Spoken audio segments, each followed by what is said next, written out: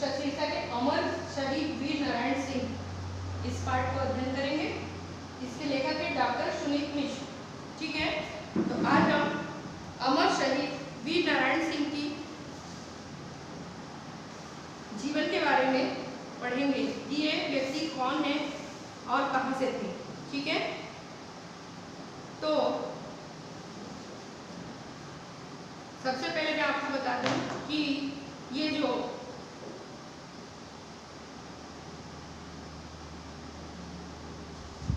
छत्तीसगढ़ की वीर नारायण सिंह छत्तीसगढ़ के आदिवासी स्वतंत्र सेनानी शहीद वीर नारायण सिंह के समाज के शोषकों एवं तत्कालीन अंग्रेजी शासकों के विरुद्ध वीरतापूर्ण संघर्ष से विद्यार्थी को अवगत कराता है। ठीक है, ये वीर नारायण सिंह जो थे ये छत्तीसगढ़ के स्वतंत्रता सेनानी थे और इनकी वीरता के कारनामों को पढ़कर हमारे विद्यार्थियों को के अंदर भी वीरता का एक भाव जागृत करने का इस पाठ में एक प्रयास किया गया है। तो देखिए ये पाठ क्या है। अतीत से ही छत्तीसगढ़ देश का एक गौरवशाली भूभाग रहा है। यहाँ पर सर्वधर्म समभाव की भावना है। ऋषि मुनियों एवं वीर योद्धाओं ने इस अंचल का नाम देश में रोशन किया है। यह क्षेत्र राष्ट्रीय सांस्कृतिक एकता की एक महत्वपूर्ण कड़ी है। इस अंचल में अनेक महान विभूतियों ने जन्म लिया तथा यहाँ की माटी को गौरवान्वित किया। हमारे छत्तीसगढ़ की माटी में बहुत सारे ऐसे वीर पुरुषों ने जन्म लिया और हमारी इस मिट्टी को पवित्र किया है। ठीक है, महानदी की घाटी एवं छत्तीसगढ़ के महान सपूत सोनाखान के जमींदार वीर नारायण सिंह बिंजवार राजपूत का जन्म 1795 में हुआ था। इनके पिता रामसाय सोनाखान के जमींदार थे। रामसाय ने ब्रिटिश संरक्षण काल के आरंभ होते ही 1818-19 में अंग्रेजों एवं भोसला राजा के विरुद्ध विद्रोह कर दिया था, जिसे नागपुर से आकर कैप्टन मैक्सन ने दबा दिया था। विद्रोह का दमन होने के बाद सोनाखान जमींदारी के गांव की संख्या घटकर 300 से घटकर 50 तक सीमित हो गई। अब जब ये जो इनके जो पिता थे वो सोनाखान के जमींदार थे, इनका जन्म सन 1795 में हुआ था और राम राय ने इस संरक्षण काल के आरंभ होते ही 1818-19 में अंग्रेजों एवं भोसला राजा के विरुद्ध विद्रोह कर दिया था, जिसे नागपुर से आकर कैप्टन मैक्सन ने दबा दिया था।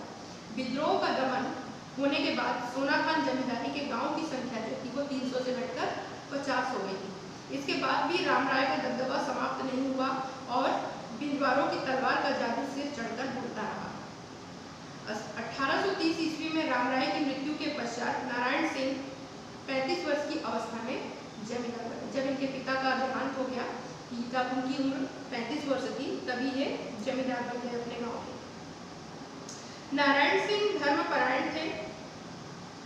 रामायण महाभारत में उनकी रुचि थी। गुरुओं से धर्म संबंधी नीति संबंधी शिक्षा लेते थे। बाल्यकाल से ही तीर धनुष और बंदूक चलाना सीख चुके थे। मृदुभाषी मिलनसार एवं परोपकारी प्रवृत्ति के कारण वे जन संपर्क में विश्वास रखते थे और लोकोत्सव आदि में सम्मिलित होते थे। वे अपने कबरे घोड़े पर सवार होकर गांव-गांव भ्रमण कर जन समस्याएं सुनते थे। उन्होंने तालाब खुदवाना, वृक्ष लगवाना एवं पंचायतों के माध्यम से जन समस्याओं का समाधान किया, जैसे महत्वपूर्ण काम किए। जैसे आपके गांव का जो नेता होता है वो आपके गांव का विकास के लिए बहुत से काम करते हैं ना, ऐसे ही वीर नारायण सिंह भी अपने गाँव के जमींदार थे और सारे गाँव की जन समस्याएं जो थी वो बड़े ही ध्यान से सुनते थे और उसका निराकरण करते थे। सोनाखान में राजा सागर, रानी सागर और नंद सागर 3 तालाब हैं, जो इस जमींदार की सच्ची लोक कल्याणकारी नीति के साक्षी हैं। उन्होंने स्वयं नंद सागर के आसपास वृक्षारोपण करके नंदवन का रूप दिया है। उनके पिताजी ने जीते जी जो परंपराएं शुरू की थी उन्होंने तथा उनके पुत्र गोविंद सिंह ने उसका पालन किया है। ठीक है, अर्थात वो अपने पिता के पद चिन्हों पर ही चल रहे थे। अन्याय और शोषण के विरोधी वीर नारायण सिंह अल्पायु से ही अपने पिता के संघर्षों में भी साथ रहते थे। उन्होंने अपने पूर्वज विसई ठाकुर जैसे दृढ़ता, फत्ते नारायण सिंह जैसा धैर्य एवं साहस तथा पिता राम राय जैसा जन नेतृत्व करने की अपूर्व क्षमता थी, जो मिली। जमींदार बनते ही उनके सभी जनप्रिय गुणों का साक्षात्कार होने लगा। अपनी जमींदारी संभालने के बाद उन्होंने प्रजा के दुख दर्द को समझा और उसे दूर करने के लिए अनेक उपाय किए।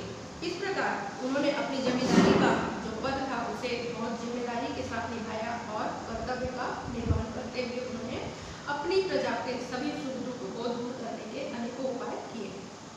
जमींदार होने के बाद भी नारायण सिंह बहुत सादा जीवन व्यतीत करते थे।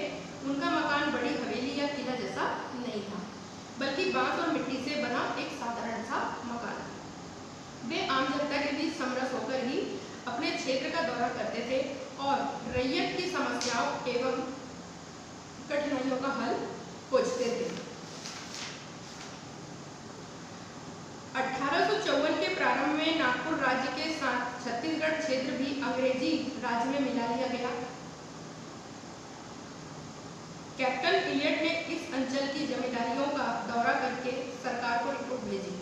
नए ढंग से टपोली मीन्स लगान नियत किया, जिसकी व्यापक प्रतिक्रिया हुई।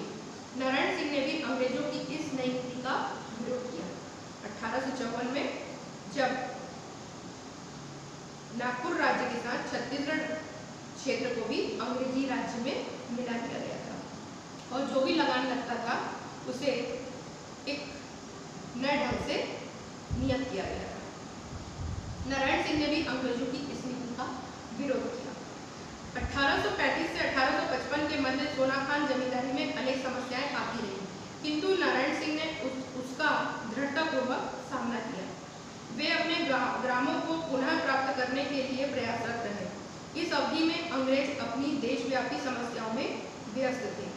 जब 1835 से 1855 के मध्य सोनाखान में की जो जमींदारी थी उसमें अनेक समस्याएं आती रही और नारायण सिंह ने उसका डटकर सामना भी किया और अपने गांव के विकास के लिए वो हमेशा ही प्रयासरत रहे। इस अवधि में अंग्रेज अपनी देशव्यापी समस्याओं में व्यस्त रहे। अफगान, सिंध, मिश्र वर्मा आदि ज्वलंत प्रश्न थे। नागपुर में रघुजी तृतीय का शासन चल रहा था। राजा अस्वस्थता के कारण छत्तीसगढ़ आकर प्रशासन देखने की स्थिति में नहीं था, क्योंकि वो अस्वस्थ था। यद्यपि सोनाखान जमींदारी की जागरूकता से वह सतर्क था। नारायण सिंह ने इस परिस्थितियों से लाभ उठाते हुए अपने अधीनस्थ जमींदारी क्षेत्र में सुशासन स्थापित करने का प्रयास किया। इस वीर नारायण सिंह ने इन परिस्थितियों का लाभ उठाया और अब अच्छा शासन स्थापित करने का प्रयास किया। सोनाखान जमींदारी से टपोली की अदायगी न होने के कारण रायपुर में डिप्टी कमिश्नर सी इलियट जो थे नारायण सिंह के प्रति पूर्वाग्रह से ग्रस्त थे। वह उन्हें दंडित करने की प्रतीक्षा में था, क्योंकि रायपुर से जो लगान जो था वो वसूली नहीं हो पा रहा था, अंग्रेजों तक पहुंच नहीं पा रहा था। इसलिए जो अंग्रेज सरकार थी वह वी नारायण सिंह को सजा देना चाहती थी। इसके लिए वह सूक्ष्म कारणों को भी खोजने में सक्रिय था, इसीलिए वो उनकी छोटी छोटी गलतियां निकालते थे। उन्होंने नागपुर के कमिश्नर को शिकायत की, मेरी दृष्टि में जमींदार का व्यवहार असहनीय एवं अत्याचारपूर्ण है। ऐसी स्थिति में उसे खालसा के व्यापारी माखन के गोदाम को जमींदार द्वारा लूटे जाने की सूचना प्राप्त हुई। ऐसी ही स्थिति जब आ गई तो खालसा के जो व्यापारी थे माखन, उनके गोदाम को जमींदारों द्वारा लूटे जाना ऐसी खबर मिली। अतः डिप्टी कमिश्नर ने नारायण सिंह को बुलवाया, परंतु आदेश की अवहेलना होने पर उनके खिलाफ गिरफ्तारी वारंट जारी कर दिया। जब नारायण सिंह नहीं आए तो उनके नाम गिरफ्तारी वारंट जारी कर दिया। हुआ यह था कि सन 1856 में छत्तीसगढ़ में सूखा पड़ा, जिसमें नारायण सिंह की जमींदारी के लोग दाने दाने के लिए तरसने लगे। अब छत्तीसगढ़ में सूखा पड़ा, लोग दाने दाने की तरसने लगे। खालसा गांव के माखन नामक व्यापारी के पास अन्न के विशाल भंडार थे। नारायण सिंह को यह ऐसा असह्य था, अब उसके अगर गांव के सारे लोग भूखे मर रहे हो, एक एक दाने को तरस रहे हो और एक व्यापारी के पास अनाज के गोदाम भरे पड़े हो तो किसे अच्छा लगेगा। तो इसीलिए भी नारायण सिंह को भी वो बात अच्छी नहीं लग रही थी कि जनता भूखी मरती रहे और व्यापारी अनाज के भंडारों को जमा करता रहे। अतः नारायण सिंह ने भंडारों के ताले तोड़ दिए और उसमें से उतना अनाज निकाल लिया जो भूख के शिकार किसानों के लिए आवश्यक था। भंडारों के ताले तोड़ के जितना अनाज की आवश्यकता था उतनी अनाज उन्होंने निकाल लिया। नारायण सिंह के चरित्र एवं ईमानदारी का पता इससे चलता है कि उन्होंने जो कुछ भी लिया था उसके विषय में तुरंत ही डिप्टी कमिश्नर को लिख दिया। अब उन्होंने भंडार के ताले तो तोड़े, सब अनाज निकाला, लेकिन चोरी छिपे नहीं। जो भी जितना भी निकाला था, जो भी कार्य किया था उन्होंने सूचना लिखित में डिप्टी कमिश्नर को लिखकर भेज दिया। परंतु अंग्रेजों ने षड्यंत्र कर सोना खान के जमींदार को गिरफ्तार करने के लिए मुल्की घुड़सवारी की एक टुकड़ी भेज दी। अंग्रेजों ने उनकी इस ईमानदारी का बदला ये दिया कि उनको गिरफ्तार करने के लिए भेज दिया। और थोड़ी बहुत परेशानी के बाद संबलपुर में उन्हें 24 अक्टूबर 1856 को गिरफ्तार कर लिया गया।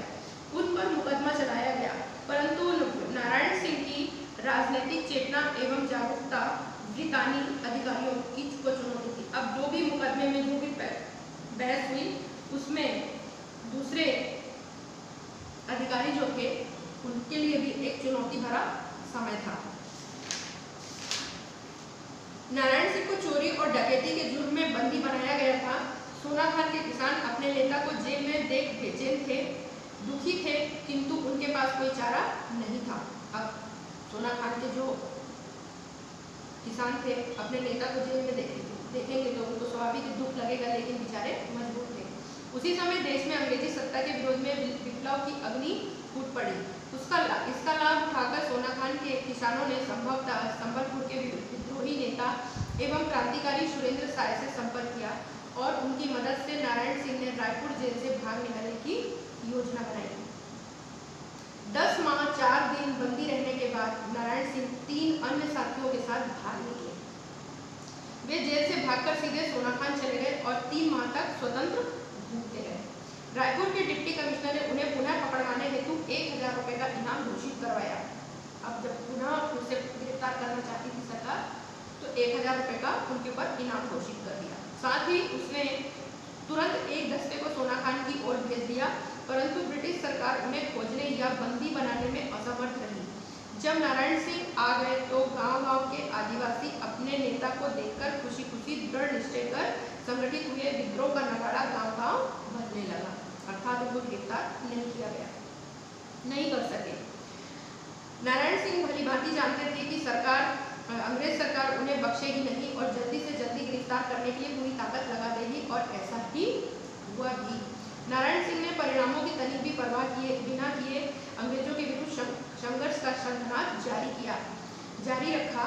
बिंजवार जाति के जमींदार नारायण सिंह के साहसिक कार्यों ने जनहित कार्यों में संलग्न होकर अंग्रेजों का विरोध अकेले ही हिम्मत के साथ किया। सोना खान पहुंचकर नारायण सिंह ने 500 बंदूकधारियों की एक सेना एकत्र करने में सफलता पाई। उन्होंने हथियार एवं गोला बारूद बड़ी मात्रा में एकत्र किए और सोना खान पहुंचाने वाले प्रत्येक रास्ते पर जबरदस्ती मोर्चाबंदी कर दी। आगे देखिए, रायपुर के डिप्टी कमिश्नर इलियट को नारायण सिंह के जेल से भाग निकलने और सोना खान पहुंचने का समाचार जब से मिला था उसकी नींद हराम हो गई थी। रायपुर में अंग्रेजों की फौज थी, परंतु इलियट को उस पर पूर्ण विश्वास नहीं था। यह रायपुर स्थित फौज के प्रति अविश्वास का ही परिणाम था। अब सरकार को भी अपने ही अधिकारियों पर विश्वास नहीं था, क्योंकि एक बार वीर नारायण सिंह जो थे वो जेल से भाग गए थे, तो बड़े अधिकारियों को जेल के छोटे अधिकारियों पर विश्वास नहीं रह गया था।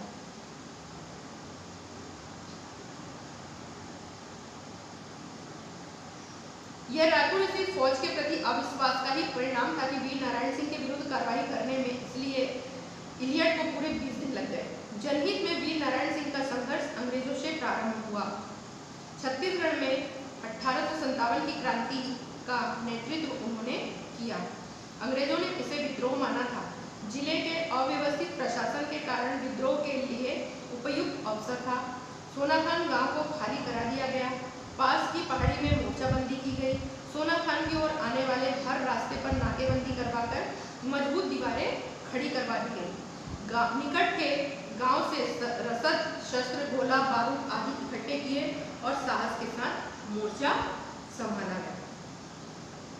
उन्होंने अंग्रेजों के विरुद्ध खुली बगावत का ऐलान कर दिया। उनकी गिरफ्तारी अंग्रेज डिप्टी कमिश्नर के लिए प्रतिष्ठा का प्रश्न बन चुकी थी। तो वीर नारायण सिंह के लिए आत्मसम्मान और देश की सुरक्षा व आजादी की बात बन गई। जब अंग्रेजों के लिए अपनी प्रतिष्ठा की बात बनी तो स्वाभाविक है कि वीर नारायण सिंह के लिए अपना आत्मसम्मान और देश की भी सुरक्षा की बात होगी। लेफ्टिनेंट ग्रांट के नेतृत्व में पैदल और घुड़सवार सेना की एक टुकड़ी बिलासपुर से रवाना हुई, जो रायपुर जिले के उत्तरी क्षेत्र तथा नर्मदा क्षेत्र के रामगढ़ एवं सुहागपुर क्षेत्र में क्रांतिकारियों की गतिविधियों को रोकने हेतु भेजी गई। वीर नारायण सिंह के नेतृत्व में सोनाखान गांव के आसपास के सभी किसान संगठित हो गए तथा उन्होंने शपथ ली कि वे उनके नेतृत्व में अपने प्राणों की बलि देने के लिए तैयार हैं। सभी किसान वीर नारायण सिंह के सामने ये प्रतिज्ञा करते हैं कि वे उनके लिए अपने प्राणों की बलि दे देंगे। वस्तुतः यह छत्तीसगढ़ का पहला किसान संगठन था और वीर नारायण सिंह छत्तीसगढ़ के प्रथम किसान नेता थे। किसानों में चेतना फैलाकर उनकी शक्ति को संगठित और कर अत्याचारी शासन से लोहा लेने का कार्य प्रथमतः वीर नारायण सिंह ने ही किया था। उनकी सेना में किसान भी भर्ती हुए, किंतु उनके पास ना तो पर्याप्त हथियार थे और ना ही कोई सैनिक प्रशिक्षण, किंतु उसके पास अटूट मनोबल था और था स्वाधीनता के लिए संघर्ष का संकल्प। उनके पास कोई ट्रेनिंग नहीं थी, कोई शिक्षा, कोई कोई उनके पास ट्रेनिंग नहीं थी, कोई उनको प्रशिक्षित नहीं कर रहा था। सिर्फ उनके पास था तो उनका एक अटूट मनोबल और दूसरा स्वाधीनता के लिए संघर्ष का संकल्प। अत्याचार अन्याय से लड़ने की प्रेरणा थी। अटूट मनोबल से बड़ा कोई हथियार नहीं होता। अगर आपका हिम्मत, आपका विश्वास, आपका दृढ़ संकल्प अगर ठोस है तो आपको कोई भी हरा नहीं सकता है। देखते ही देखते सोनाखान गांव एक फौजी छावनी में बदल गया। जंगल के बीच बसे इस आदिवासी गांव में तीर कमानों एवं बंदूकों की झनकार सुनाई पड़ने लगी। स्वाधीनता के संघर्ष की पहली झनकार सोनाखान के जंगलों से ही उठी थी। इसी बीच अंग्रेजों के नेतृत्वकर्ता स्मिथ को मंगल नामक व्यक्ति से सूचना मिली कि समय अभाव के कारण नारायण सिंह नाकेबंदी का कार्य पूर्ण नहीं कर सका है तथा अवरोध हेतु खड़ी दीवार अपूर्ण है। स्मिथ ने अपने अधीनस्थ जमींदारों के कतिपय सहायकों को घाटी की पूर्ण नाकेबंदी हेतु आदेशित किया था। 80 सैनिक और नियुक्त किए गए। अब यहाँ पर एक मंगल नाम के व्यक्ति से सूचना मिली कि समय अभाव के कारण नारायण सिंह नाकेबंदी का कार्य पूर्ण नहीं कर सका है और तथा अवरोध हेतु जो खड़ी दीवार है वो अपूर्ण है। स्मिथ ने अपने अधीनस्थ जमींदारों को कतिपय सहायकों को घाटी की पूर्ण नाकेबंदी हेतु आदेशित कर दिया और कहा कि पूरे घाटी को नाकेबंदी कर दो और उसने 80 सैनिक वहां नियुक्त कर दिए। स्मिथ को अपनी फौजी तैयारी में रायपुर में 20 दिन एवं खरोद में 8 दिन लगे। स्मिथ खरोद से रवाना होकर पहले नीमतल्ला फिर देवरी पहुंचा। यह 30 नवंबर 1857 की बात है। देवरी जमींदार स्मिथ के स्वागत के लिए तैयार ही बैठा था।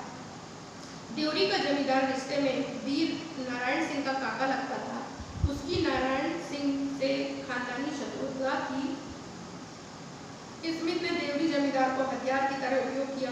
जयचंदों एवं मीर जाफरों ने ही इस देश को सदा विदेशी शक्तियों के हाथ बेचा है। जयचंद और मीर जाफर जैसे लोग ही थे जो हमारे देश को विदेशियों के हाथ बेचा करते थे। देवरी से स्मिथ ने ऐसी व्यवस्था की कि वीर नारायण सिंह को सोनाखान में बाहर कहीं से भी कोई सहायता न मिले। सोनाखान जंगलों एवं पहाड़ों से घिरा एक किले के समान है। सोनाखान की ओर प्रवेश के सारे रास्तों को अवरुद्ध कर स्मिथ 1 दिसंबर 1957 को प्रातःकाल देवरी से सोनाखान पर आक्रमण करने हेतु रवाना हुआ। आक्रमण के समय देवरी जमींदार महाराज साय और शिवी नारायण का बाला पुजारी भी साथ थे। देवरी जमींदार स्मिथ की फौज पथ प्रदर्शन कर रहा था। स्मिथ की फौज जब सोना खान से 3 फरलांग दूर रह गई थी तब एक नाला पड़ा। उस समय 10 बजा था। नारायण सिंह के सिपाहियों ने स्मिथ की सेना पर अकस्मात हमला कर दिया। दोनों सेनाओं में घमासान युद्ध प्रारंभ हो गया। तोप एवं बंदूकों से हमले प्रारंभ हो गए। स्मिथ लिखता है, किंतु हम आगे बढ़ते रहे तथा सुरक्षित रूप से दोपहर तक सोना खान पहुंच गए। हरि ठाकुर का मत है कि प्रारंभ में 10 बजे स्मिथ को प्रथम आक्रमण के समय भारी नुकसान हुआ था, परंतु ठीक समय पर सैन्य मदद मिले जाने से वे आगे बढ़ते ही चले गए। नारायण सिंह के सिपाही इस बाढ़ को रोकने में असमर्थ रहे। अतः नारायण सिंह जंगलों की ओर चले गए ताकि अवसर मिलते ही पुनः आक्रमण कर सके। स्मिथ ने लिखा है कि हम शीघ्रता से पैदल ही नारायण सिंह के घर तक गए। यह भी अन्य गांव की तरह रिक्त था। हमने वहां गोली चालन किया, उनके घर से पहाड़ियों तक पहरा लगवा दिया, किंतु पहाड़ियों पर तब तक हमला न करने का दृढ़ संकल्प किया था जब तक कि कटंगी से लोग सहायता के लिए न आ जाए, ताकि दोनों ओर से उन पर हमला किया जा सके। पहाड़ी के ऊपर से भीषण गोलाबारी कर नारायण सिंह ने स्मिथ को एक बांगी लौटने पर विवश कर दिया। तत्पश्चात खाली ग्राम में स्मिथ ने आग लगा दी। गांव के लोग पहाड़ी पर से यह दृश्य देख रहे थे। जंगल की दूसरी ओर से नारायण सिंह की सेना ने गोलियों की बौछार शुरू की। इसके फलस्वरूप स्मिथ को अपनी जान बचाने हेतु गोलियों की पहुंच से दूर गांव से हटने को बाध्य होना पड़ा। रात्रि में स्मिथ ने व्यक्तियों का लगातार आगमन देखा। जलते हुए सोना खान ग्राम के उस पहाड़ियों में हलचल देखते हुए स्मिथ की वह रात्रि बेचैनी में व्यतीत हुई। स्मिथ लिखता है कि वह रात अंधेरी थी, किंतु हमें चंद्रमा के प्रकाश तथा हमारे सामने धधकते हुए ग्राम से लाभ हुआ। पूरे सोना खान में आग की जब बौछारें हुई तो सारे गांव में आग लग गई। सारा गांव धू धू कर जलने लगा और उसी समय स्मिथ जो था वह लिखता है कि रात अंधेरी थी, किंतु हमें चंद्रमा के प्रकाश तथा हमारे सामने धधकते हुए ग्राम से लाभ हुआ। सोना खान धू धू कर जल रहा था। नारायण सिंह ने स्मिथ से रण क्षेत्र में मुकाबले की तैयारी तो की थी, किंतु इस प्रकार के अग्निकांड की कल्पना उन्होंने नहीं की। स्मिथ जमींदार से वीर नारायण सिंह से युद्ध तो करना चाहता था, लेकिन उसने ये नहीं सोचा था कि परिणाम इतना भीषण और घातक होगा। सुबह तक नारायण सिंह ने देखा कि सोना खान राख के ढेर में बदल चुका था। सुबह तक जो पूरा सोना खान जो था वो राख का ढेर बन चुका था। नारायण सिंह के आंदोलन को अंग्रेजों ने कुछ स्थानीय लोगों की मदद से कुचल दिया। स्मिथ ने नारायण सिंह के साथ कोई शर्त नहीं रखी। वह सोना खान के जमींदार के साथ 3 दिसंबर को रायपुर की ओर वापस चल दिया तथा 5 दिसंबर को रायपुर पहुंचा। नारायण सिंह को उसने रायपुर के डिप्टी कमिश्नर इलियट को सौंप दिया एवं स्मिथ ने